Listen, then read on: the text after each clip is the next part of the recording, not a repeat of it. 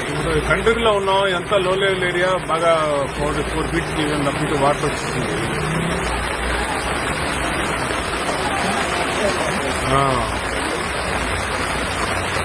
ఇక్కడే ఉన్నాం, ఫీల్డ్ లోనే ఉన్నాం మేము.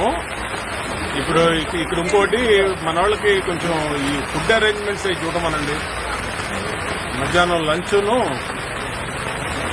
కంట్రీగా మరీ బీపీఎల్ ఏరియా కొంచెం సమ్ ఏరియా. వీలైతే బ్రేక్ఫాస్ట్ కూడా 200-300 మందికి బ్రేక్ఫాస్ట్ కూడా పంపించమనండి. ఇక్కడే ఉన్నాం. మాట్లాడి మీ వాళ్ళందరినీ కొంచెం మోటార్లో అవన్నీ కొంచెం స్పీడప్ చేయమనండి.